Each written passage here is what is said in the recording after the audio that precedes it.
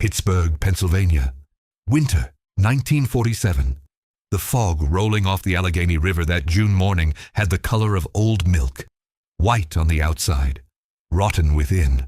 The streets of downtown still smelled of the night's rain, and the cobblestones of Penn Avenue gleamed like wet teeth when Inspector Arthur Callahan stepped off the streetcar with a cigarette in his mouth and his coat buttoned to the last button. He was 51 years old.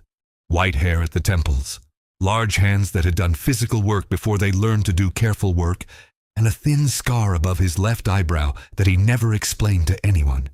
He was not the kind of man who told stories about himself. He was the kind who listened to the stories of others and kept them. He carried in his face the permanent expression of someone who had seen things that cannot be unlearned. Not hardness, not bitterness, but a kind of quiet weight that people recognized without being able to name. Officer Danny was waiting at the mouth of the alley, 22 years old in a new uniform, still wearing the pallor of a rookie who had just seen what a body looks like when it no longer has an owner. "It stays like this," Arthur said before the young man could open his mouth. "What does?" "The first one. You never forget the first one." "But it passes." The officer said nothing. Arthur walked into the alley. The body was propped against the wall of the print shop, as if the man had slid slowly down to the ground. There was blood on the brick behind him, darkened by the cold of the early morning, and the vapor of whatever warmth remained in the body still rose in thin threads through the frozen air. Arthur stopped at the entrance and did not advance. He stood still for a time that the officers thought was far too long. He didn't rush in. He looked. He understood that a crime scene is a sentence, and that sentences need to be read in full before they can be interpreted. Whoever rushes in reads only the first word and spends the rest of their life believing they understood the text.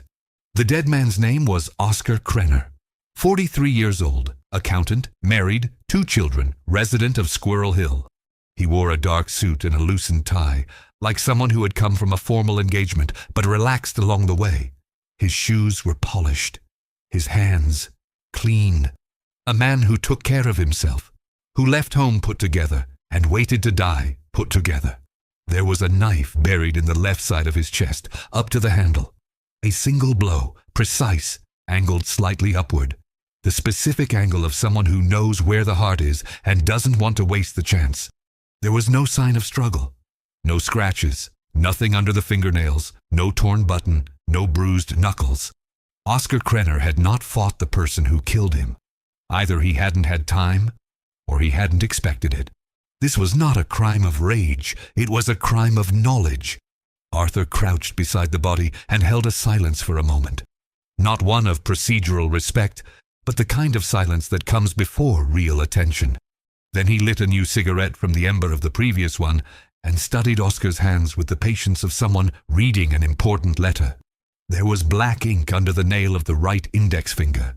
Not office ink, not a smear from a pen. The dense, oily, persistent ink of a typographic press. The kind that doesn't come off with a quick wash. The kind that stays when you are in a hurry. He looked at Merrill Press on the other side of the alley. Then at the body. Then at the press again. "You were visiting someone," he said to Oscar with the ease of someone resuming an interrupted conversation. "Or leaving, in too much of a hurry to wash your hands." Officer Danny, who had cautiously moved closer, exchanged a look with his colleague. The two of them didn't yet know that working with Arthur Callahan meant learning not to be surprised when he talked to the dead. The dead, he used to say, are the only witnesses who have no reason to lie. They have no fear, no interest, nothing to hide or protect. What they say with their whole body, and the whole body never lies. Oscar Krenner had been found at 5:40 in the morning by a baker named Henry, who used the alley as a shortcut to the bakery where he had worked for 12 years. Henry had flour on his arms up to the elbows and a fright in his eyes that Arthur assessed as genuine. Not the calculated fright of someone who finds what they hid, but the fright of someone who finds what should not exist in the world and doesn't know how to go back to believing it doesn't. Arthur listened to him for 20 minutes, noted what there was to note, and dismissed the man with a handshake and instructions not to discuss it with anyone for now. Henry nodded with the seriousness of someone who had just stepped into a story larger than they wanted. Oscar's wife, Gloria Krenner, was notified at 7 in the morning by 2 uniformed officers. Arthur did not go on that visit. He knew that newly made widows need an interval before they can be useful to any investigation, and that showing up too early with a notebook and questions is confusing efficiency with insensitivity. The two approaches produce different results. Rushed efficiency closes doors. Patience opens them. Arthur went at 10. The house was on Maple Street, on a stretch of narrow sidewalk where the trees had grown crooked because of the electric wires. It was modest but well kept. Embroidered curtains in the windows, a pot of begonias by the entrance that someone watered regularly, the paint on the door freshened not long ago. The home of a couple who didn't have much but took good care of what they had. The smell of coffee came from the kitchen.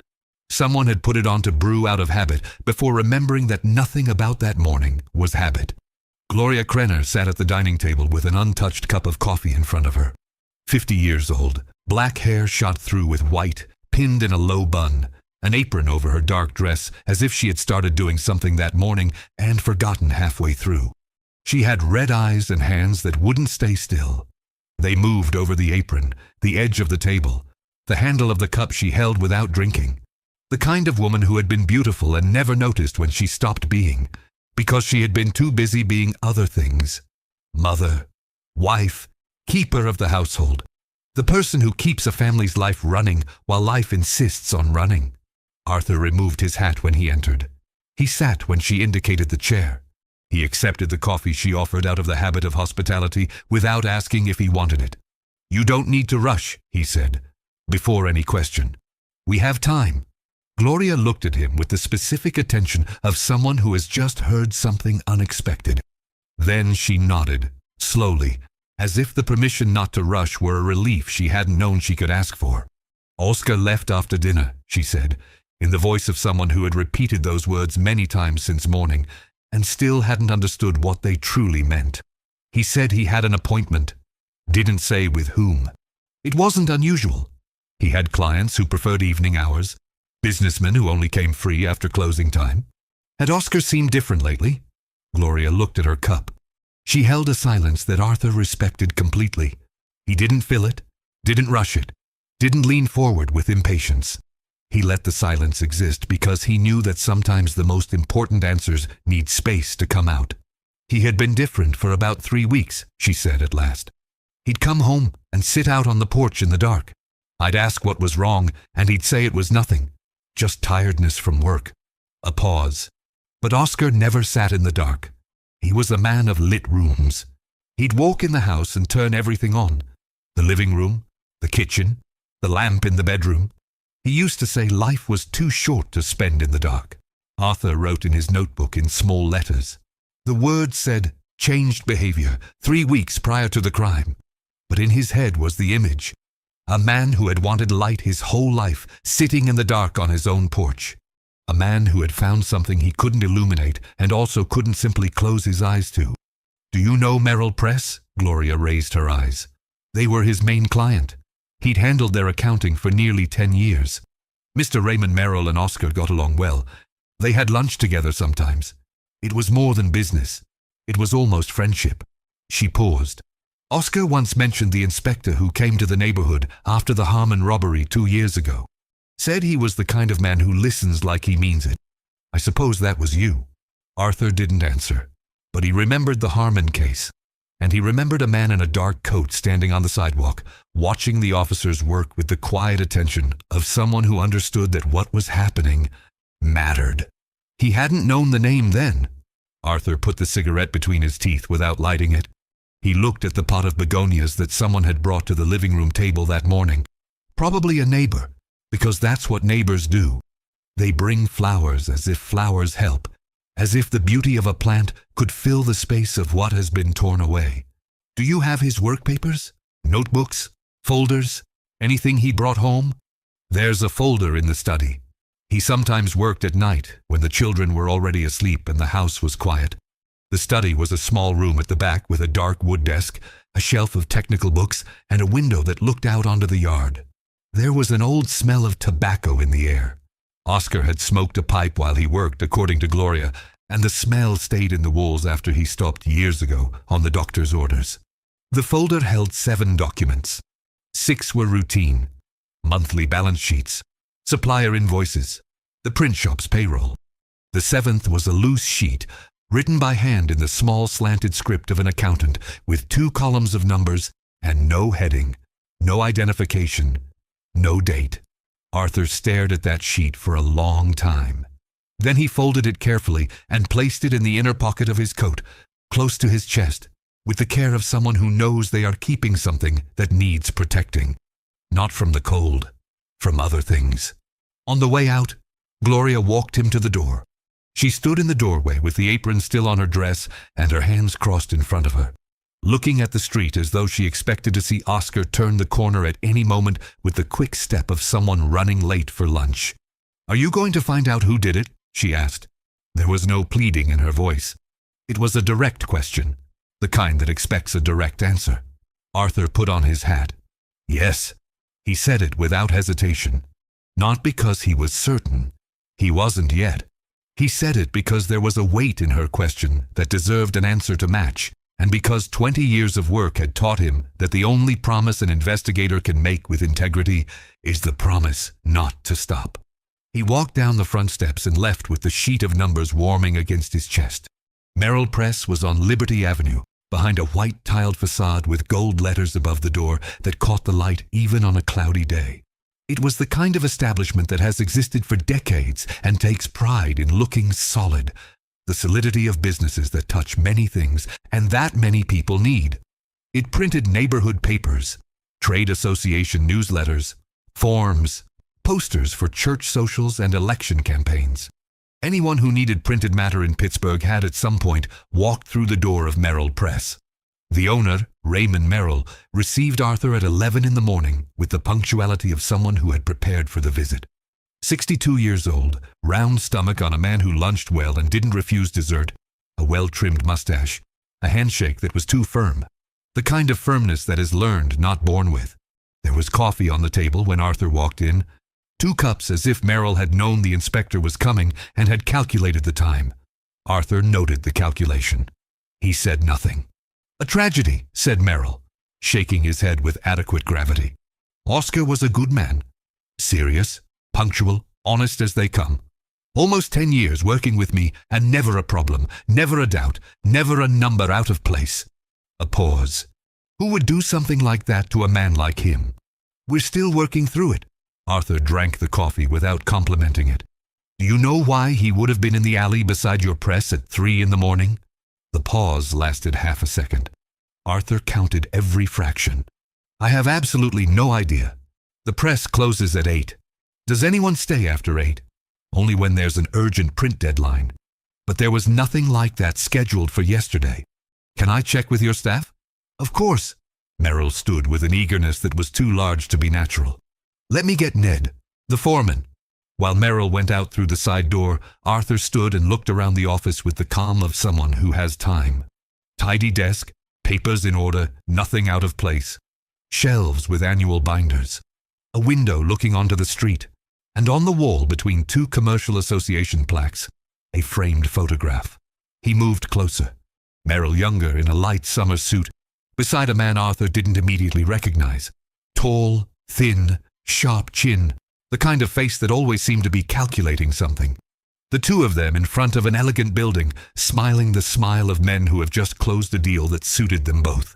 In the building's entrance, a bronze plaque, the Carver Club, founded 1931. Arthur looked at the photograph for a few more seconds. Then he returned to his chair and was sitting with his usual expression when Merrill came back with Ned. The foreman was 40 years old, broad shoulders from a lifetime of carrying weight, hands stained with ink in a way that looked permanent, as if the ink had become part of the skin. His eyes didn't rest on the same point for more than 3 seconds. Not with nervous agitation, but with an old vigilance, the kind that develops in a person accustomed to environments where it pays to know what's happening around you. He said the press had closed on time Monday, that he himself had locked the back door at 8, that no one had been inside when he left. Arthur listened without interrupting. Then, as if it were the least important detail of the conversation, "Did you know Mr. Oscar well?" "Knew him by sight. He came once a month." "Ever in the evening?" Ned's eyes rested a second too long on Arthur's face before answering. "Not that I know of." Arthur thanked Merrill for the coffee, shook his hand with the same firmness the other man had used, and left. On the sidewalk of Liberty Avenue, he stopped. He pulled the sheet of numbers from the inner pocket of his coat and looked at the 2 columns. He added the rows in his head, line by line. Then he looked at the white-tiled facade with the gold letters. The numbers didn't add up.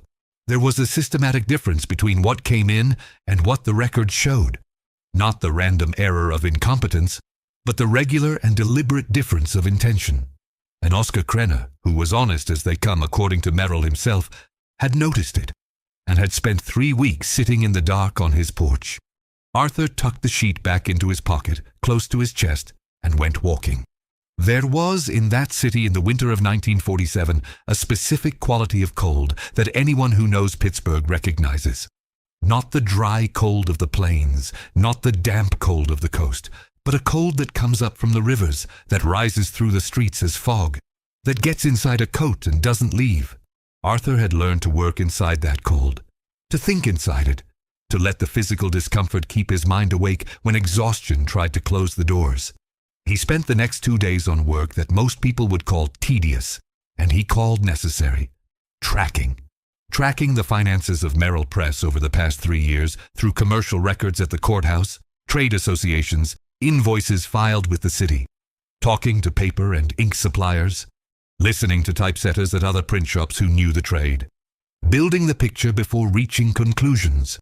Because conclusions without a picture are just stories you tell yourself. It was through a paper supplier that he came to the name Vance. Edmund Vance was 66 years old, had retired in 43 after more than 20 years as an accountant, and lived in a townhouse in Shadyside with his wife, 2 mixed-breed dogs, and an orange cat that slept in the lap of whoever sat down in the armchair in the living room. He received Arthur on a rainy afternoon with chamomile tea and the expression of someone who had been expecting this visit for some time. Not with anxiety, but with the resignation of someone who knows that certain unresolved things eventually come back to be resolved. "I left on good terms," said Vance, while the cat settled into his lap with the authority of those who know they belong wherever they choose to be. No argument, no lawsuit, no apparent hard feelings. But I left because I had reached a point where continuing meant knowing things I didn't want to know. "What kind of things?" The old man stroked the cat slowly, looking at the rain through the window. The press was printing more than what appeared in the books. There was a parallel production: forms, documents, company letterhead. I noticed because the paper rolls were disappearing faster than the sales invoices justified. I did the wrong math once, out loud, in front of Mr. Merrill. A pause. He explained to me, very politely, that there were aspects of the business handled separately from the formal accounts, and that I would be happier if I didn't try to understand the details. "And were you happier?" Vance looked at him with the eyes of someone who appreciates an honest question. "I got older," he said, with the simplicity of those who have made their peace with what they did and what they chose not to do, which is what happens when you choose not to understand the details. Life goes on.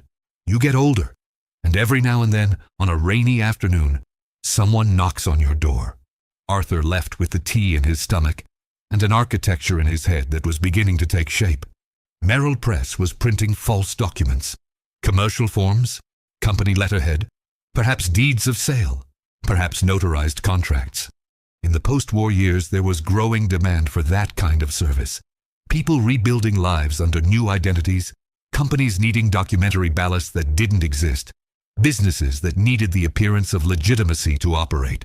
Oscar had found the thread, had sat in the dark for 3 weeks carrying it, and then had made a decision: to confront Merrill, or to document what he knew, or perhaps simply to go to the press that Monday night, to look the man he occasionally had lunch with in the eye and ask why.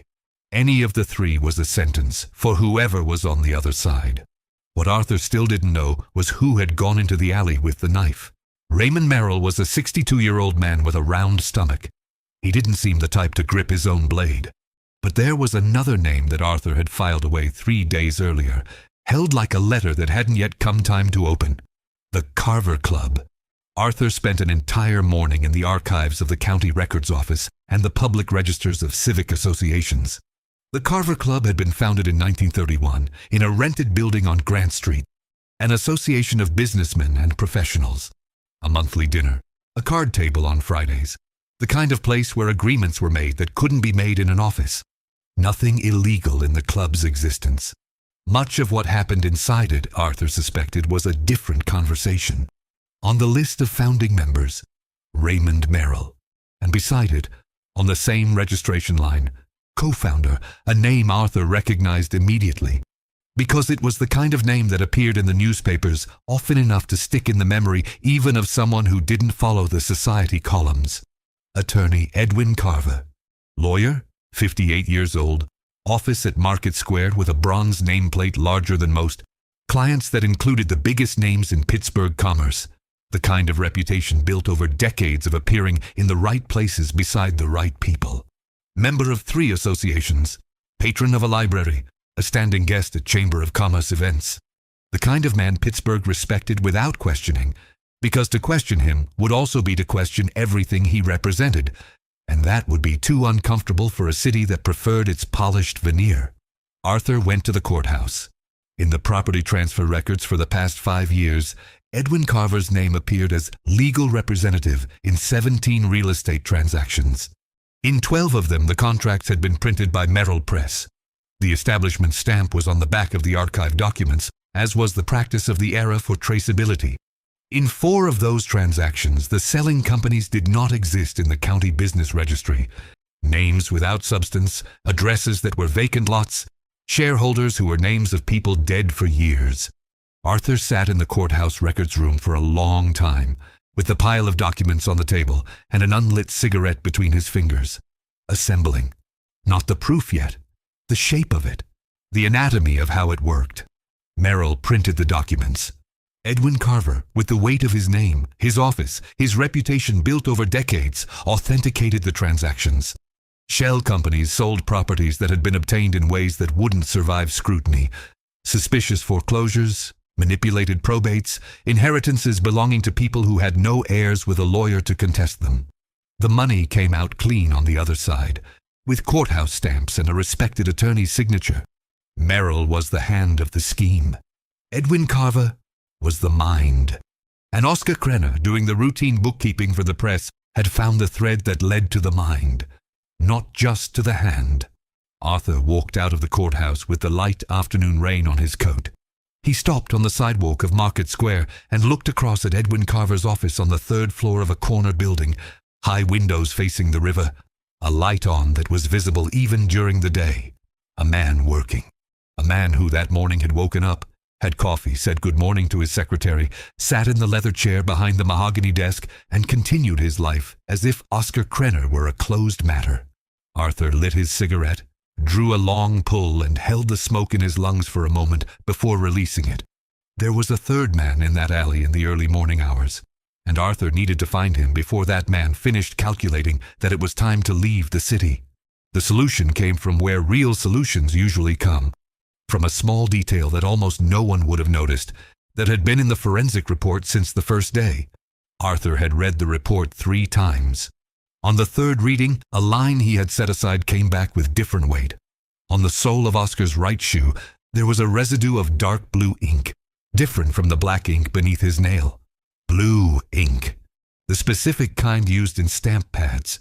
Thicker than ordinary ink, with a near paste consistency that clings to whatever it touches.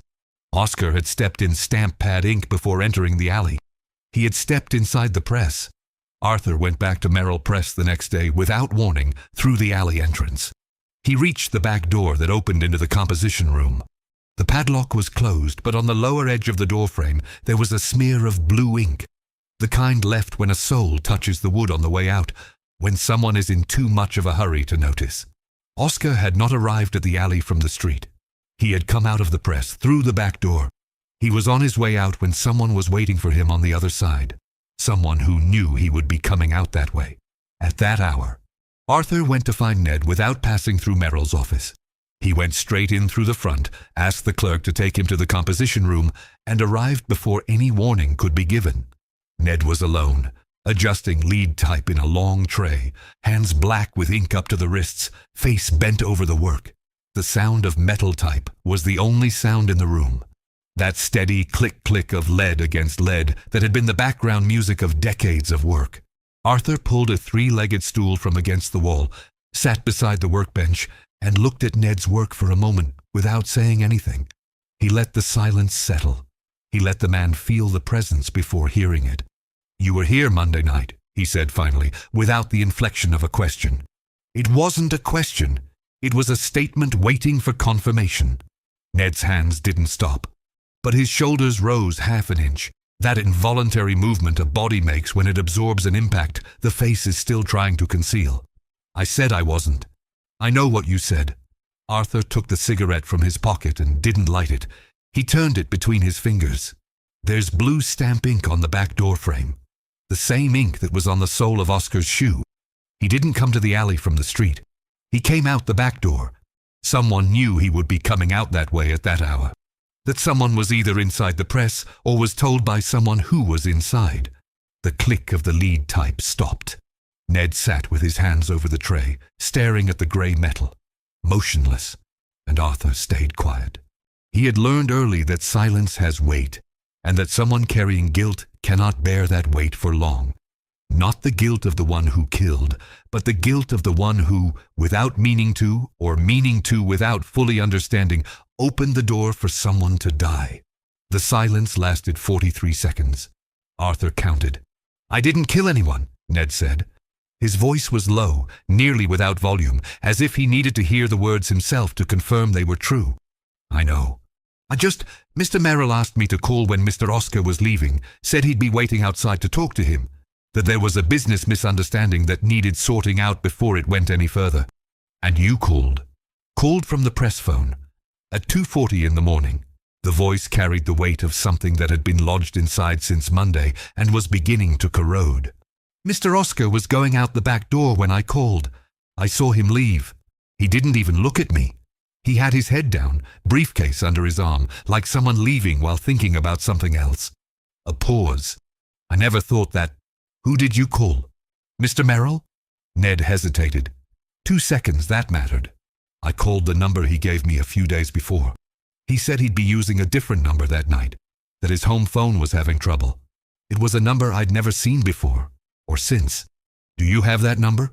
Ned opened the workbench drawer with his still black hand. He took out a folded piece of paper, the kind that spends time in a trouser pocket, migrates to a drawer, and stays there like something you don't know whether to throw away. He set it on the workbench without looking at Arthur. Arthur took it, unfolded it, read.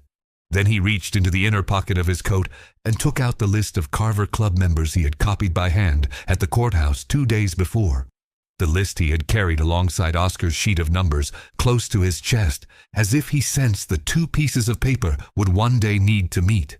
He ran his finger down the list.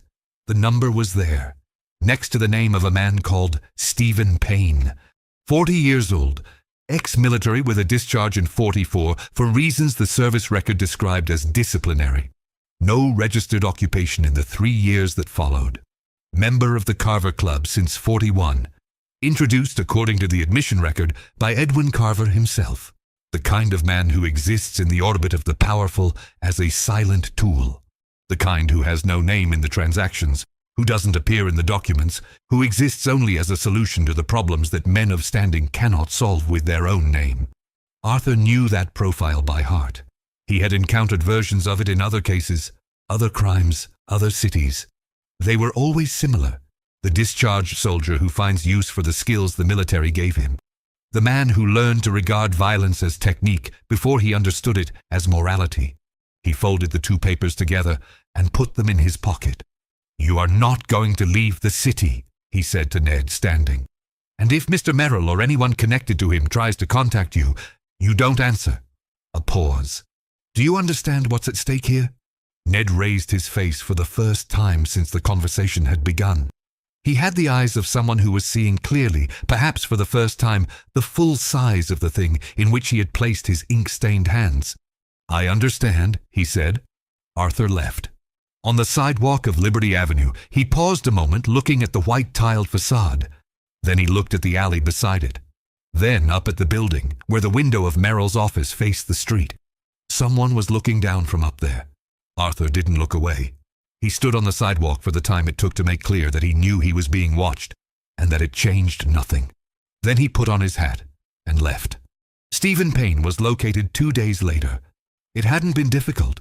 Men who plan to run usually do so with more calm than they should, because they believe they have more time than they do. He was in a room at a boarding house in the Hill District, on the second floor of a building that smelled of damp and had a hallway of wooden boards that creaked with each step. Arthur climbed that hallway at 6 in the morning with 2 officers in complete silence, counting the creaks to know how many were left. He knocked on the door of room 7 with 3 firm strikes.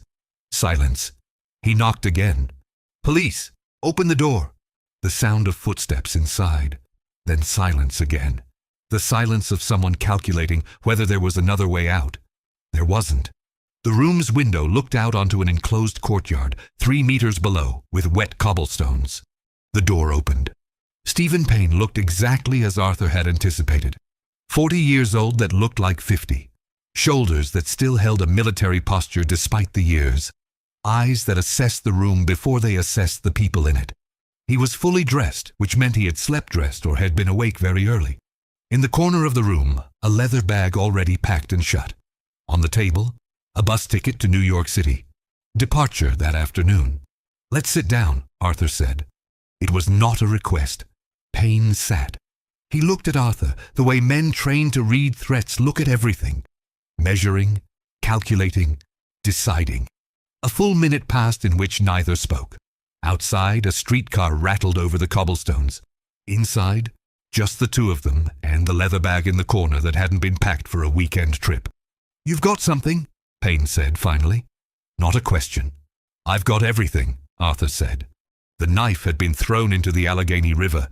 Payne confirmed this without being asked, with the pragmatic logic of someone calculating what can and cannot be denied.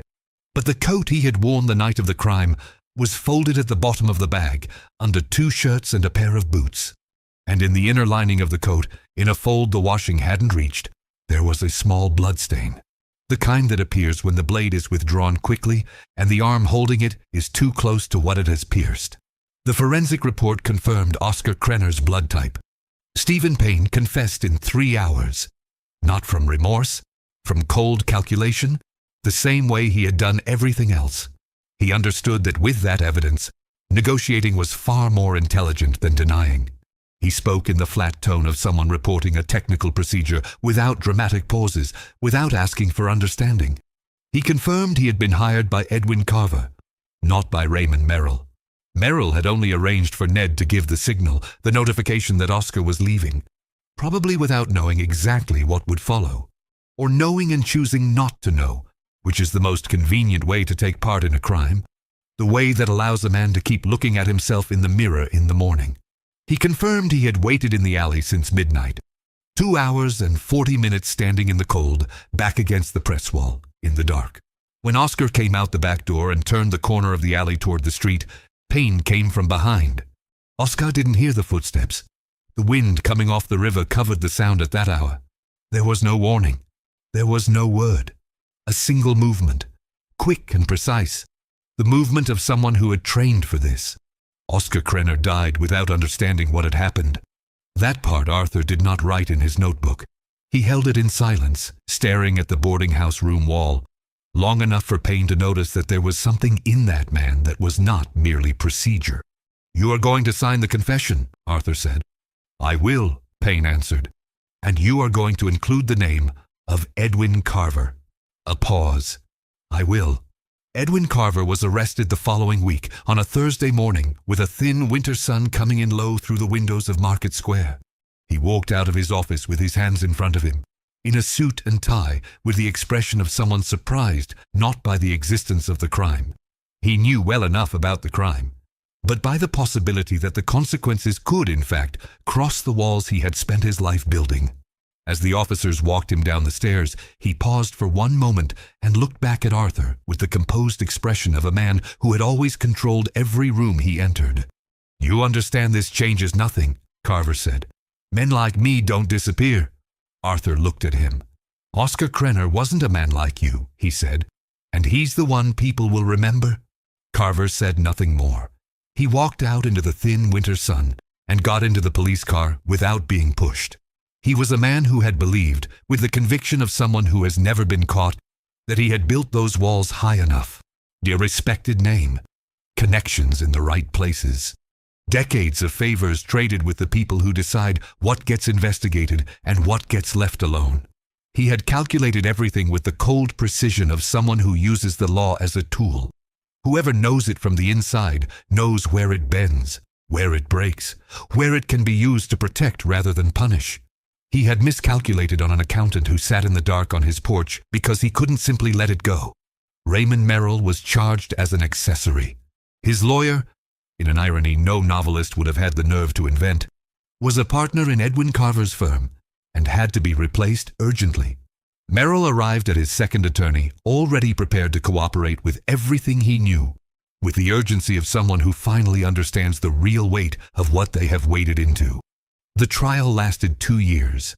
Edwin Carver was sentenced to 22 years, Stephen Payne to 18, Merrill to 7 for complicity, reduced by the cooperation he offered from early on. The document forgery scheme, when completely dismantled, revealed 31 fraudulent real estate transactions, properties stolen from families who had no lawyer to contest them, a trail extending across 4 Pennsylvania counties that had begun long before Oscar Krenner arrived to do the monthly bookkeeping. Merrill Press closed its doors in '49. The building on Liberty Avenue was purchased by an Italian immigrant family who opened a pastry shop there that still exists today, with the smell of sugar drifting out through the door and marble tables where people have coffee without knowing what happened in the walls around them. Cities are like that. They keep stories in the stone and the door frames and don't say a word. They let time cover with the smell of sweetness what was there underneath. Arthur Callahan went to Oscar Krenner's funeral. It wasn't customary. Police officers don't go to the funerals of victims. There is a professional distance learned early, not out of coldness, but out of necessity. Whoever feels everything can't work for very long, and the work never stops. There was an unwritten rule, learned by most before the end of the first year. You close the case, you close the folder, you move to the next. What stayed, stayed. But Arthur went.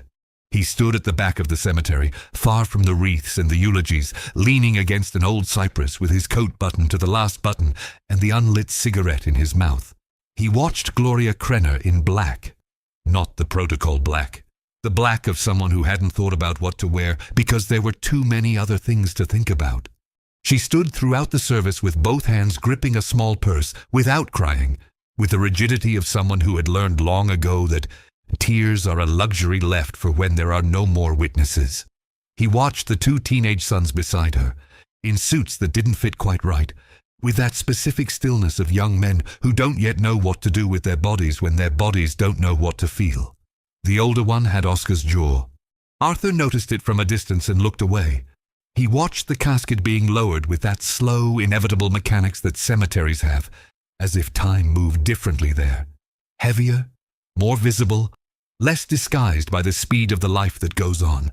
He thought of Oscar sitting in the dark on the porch, 3 weeks carrying that in his chest, 3 weeks weighing what was right against what was safe, what was just against what was prudent. He thought about how much it must have cost not to tell Gloria, because telling her would have frightened her, would have drawn her into the weight, would have turned the dark of the porch into the dark of the whole house. Oscar had carried it alone to protect his family, and in the end had gone toward what frightened him, because there was no way to keep being who he was without going. There was in that a dignity Arthur recognized without being able to fully name, the dignity of those who know the cost and pay it anyway. Not out of heroism. Heroism is too large a word. It sounds well in speeches but has no real smell or texture. Oscar had done what he had done because he was a man of lit rooms who found a thing he couldn't illuminate and who in the end chose to walk toward it anyway. When the service ended and people began to disperse in the small clusters that speak quietly and don't quite know what to say, Gloria Krenner passed near Arthur on the way to the gate. She recognized him. There is a specific memory for faces in people who have been through something like that, an involuntary attention to the faces that appear in the hardest moment. She stopped. The 2 of them stood in silence for a moment on the damp sand path between the graves, with the June cold pressing between them like a presence. "Did you find who did it?" she asked. Her voice was steady. It had the kind of steadiness that only appears after a person has crossed the hardest thing and discovered they survived. Not whole, not undamaged, but standing. "I did." Gloria nodded. "Once. Slowly." She didn't say thank you. And Arthur understood that, because thank you would have been too small a coin for what had been paid. She continued walking toward the cemetery gate with that tired rigidity of those who carry grief as if it were a physical weight that no one can help hold. Arthur stood before Oscar Krenner's fresh grave. The earth was turned, the mound new and still without grass, the flowers from the wreaths scattered on top. In a few months there would be grown grass, a name carved in a headstone, the appearance of things concluded. But the disturbed earth of a recent burial has an honesty that the headstone later doesn't have. It doesn't pretend that everything is in order. It shows what was done. Arthur lit the cigarette he had carried unlit since the beginning of the service. He drew a long pull. He released the smoke into the June cold and watched it come apart in the air. There was another case on the desk. There was always another case on the desk. The city didn't rest, and the work didn't rest, and that was how it had to be. Because the stories don't wait, and the dead don't choose when they die. But there was also this, the specific feeling of a debt settled. Not of victory.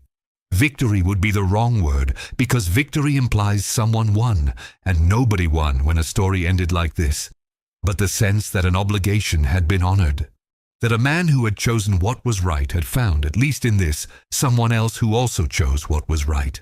Sometimes that is what justice is. Not a system. Not an institution, not the law written in books sitting on the shelves of men like Edwin Carver, who know where the law bends and where it breaks. It is an inspector of 51 years with his coat buttoned to the last button, who reads the whole scene before stepping in, who keeps a sheet of numbers close to his chest as if he knows it needs warmth to give up what it holds, who stands on a sidewalk facing the window of the man watching him, because there is nothing to hide, and because that needs to be said without words. It is the work of finding the truth when the truth has been buried. And the truth Arthur Callahan knew. And that was the only thing that had kept him on his feet through 20 years of things that cannot be unlearned. The truth has a property that killers, powerful men, those who know where the law bends, never learn to calculate. It doesn't rot. It can lie under the earth. It can sit in the dark. It can stay folded at the bottom of a drawer or in the pocket of a coat belonging to a man who hasn't yet arrived to find it. But it doesn't rot, and the man with the coat always arrives. The end.